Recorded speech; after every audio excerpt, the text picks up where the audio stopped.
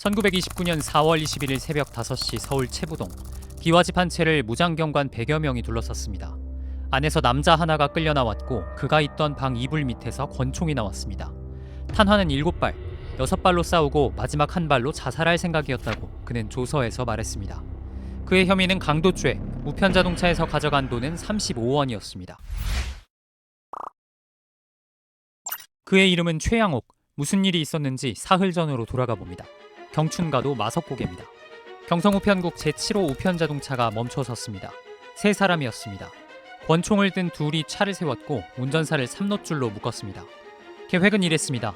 우편물 칸에 들어가 빨간 행랑을 찢고 현금을 탈취할 것. 그런데 행랑에 현금이 없었습니다. 그래서 승객들의 주머니를 털었습니다. 두 번째 차에서도요. 그날 밤 산에서 세어보니 35원이었습니다. 이들은 운전사와 승객들에게 공명단 만세 3번, 조선독립 만세 3번, 모두 6번을 부르게 하고 놓아줬습니다. 불과 35원. 여기까지가 경관 100여 명이 동원된 사건의 전부입니다.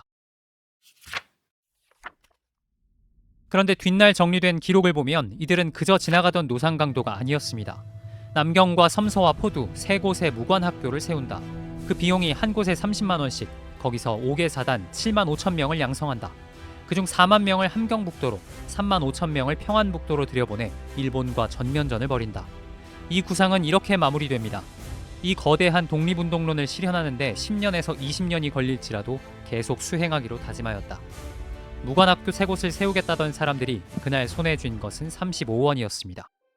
그 35원이 어디로 갔는지도 조서에 있습니다. 습격 직후 셋은 흩어졌습니다. 최양옥은 천마산에서 이틀 밤을 자고 암굴에 숨었다가 배를 얻어 타고 한강을 건넜습니다. 그는 그날 맨발이었습니다. 우편차 운전사의 증언입니다. 신발을 신고 있지 않으므로 나의 신을 달라고 말하였으나 나의 신이 작았으므로 취하지 않았다. 경성에 들어온 날 창신동 잡화상에서 고무직 하답이 한 켤레를 삽니다. 1원이었습니다. 무관학교 계획의 끝은 고무직 하답이 한 켤레였습니다. 잡히던 날 새벽 포승줄에 묶여 끌려 나오던 그는 플래시를 터뜨리는 기자들을 향해 이렇게 빈정거렸습니다. 신문기자 제군, 공명단도 모르나? 밝을 명자를 몰라서 울명자를 쓰다니. 사흘을 쫓기다 붙잡힌 사람이 기자들의 한자를 고쳐줄 정도로 당당했습니다. 그런데 이 사건은 일어나지 않을 수도 있었습니다. 습격 이틀 전 셋은 경성의 한 셋방에 모여 있었습니다. 돈이 떨어져 시계까지 잡힌 참이었죠. 그때 최양옥이 꺼낸 말이 우편차가 아니었습니다. 이선구가 법정에서 이렇게 증언합니다. 최양옥은 원주 친척한테 돈을 받으러 가자고 했지만 제가 그것을 거절했기 때문에 우편자동차를 습격하게 된 것입니다. 최양옥에게는 원주에 친족이 있었고 그 집안 사람 하나는 만주에가 독립운동을 하고 있었습니다. 사정을 말하면 돈을 얻을 수 있다고 그는 계산하고 있었습니다. 하지만 이선구는 가지 않겠다고 했습니다. 2번을 거절했습니다. 그러자 그 자리에서 최양옥이 다른 안을 꺼냈습니다. 경춘가도에 우편자동차를 털자고. 운전사였던 이선구는 그때 이렇게 반박했다고 조서에 적혀 있습니다. 우편자동차에는 현금이 있을 때도 있고 없을 때도 있다고. 이틀 뒤 그가 옳았습니다. 행랑에는 현금이 없었습니다. 그럼 그 원주란 어떤 곳이었을까요? 본인이 법정에서 2번 답했습니다. 강원도 원주군 소초면 둔둔리 1019번지. 그가 이 길에 들어선 건 1919년입니다. 그해 음력 11월 대동단 조선지부 책임자 신덕영이 둔둔리 그의 집으로 찾아왔죠. 그런데 이 마을에서 최양옥이 특별히 더 용감했던 것은 아닌 모양입니다. 같은 마을 하영현과 강달회는 1919년 4월 1일 횡성장터에서 만세를 부르다 죽었습니다. 원주 사람들이 왜 횡성장터에 있었을까요? 향토사료는 이렇게 적습니다. 둔둔이는 원주 땅이라 하여도 과거에는 횡성생활권에 속해 있어서 장날도 횡성장날을 이용했기 때문. 같은 마을 28살 강만형은 징역 8개월을 받고 결국 서대문 형무소에서 나오지 못했습니다. 그리고 최양옥은 그로부터 2년 뒤 징역 7년, 풀려난 뒤 3년 만에 또 징역 10년을 삽니다.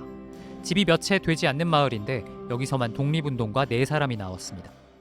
왜 하필 이 마을이었을까요? 원주시가 펴낸 원주 독립운동사를 봅니다. 강만형과 강달회는 같은 집안이었고 그 아버지는 의병으로 횡성군 청일면 춘당고개에서 전사했습니다. 이 마을 서당 훈장도 의암 유인석의 제자이자 의병 출신이었고 최양옥을 찾아온 신덕영도 뿌리가 같았습니다. 하영현과 강달회가 죽고 나흘 만에 소초면에서 400명이 면사무소 앞에 섰습니다.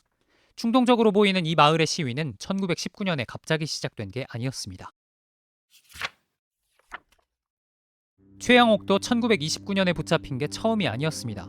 1921년에도 옥살이를 했습니다. 전남에서 임시정부 군자금을 모으다 일본 경찰에 체포도 했습니다. 검찰 구형이 7년, 1심도 7년, 복심도 7년, 형이 한 번도 깎이지 않았습니다. 그가 5년 4개월만 살고 나온 것은 1924년 일왕가의 은사, 그러니까 사면 때문이었습니다. 1926년 11월 대구 형무소에서 나온 그는 둔둔리로 돌아가 1년 5개월 동안 농사를 지었습니다. 이윽고 그는 중국으로 갔습니다. 중국에 간 건 최양옥만이 아니었습니다. 1921년 그 광주 법정에는 세 사람이 서 있었습니다. 신덕영은 8년, 최양옥은 7년, 그리고 김정련은 무죄였습니다. 8년 뒤 세 사람은 산시성에서 다시 만나 같은 단체에 들어갔습니다. 공명단입니다. 그리고 그 이듬해 최양옥은 경춘가도에서 우편차를 세웠고 징역 10년을 받았습니다. 앞에 그 구상을 다시 볼까요? 10년에서 20년이 걸릴지라도 계속 수행하기로 다짐하였다. 최양옥은 그 뒤 10년을 감옥에서 채웠습니다. 그가 끝내 손에 쥔 건 35원과 고무직하답이 한 켤레뿐이었지만 그럼에도 그 계획은 한 번도 꺾이지 않았습니다. 홀로 살아남은 둔둔이의 청년이 광복을 맞이한 중년이 될 때까지 말입니다. 하이퍼로컬 비하인드 스토리 M코드였습니다.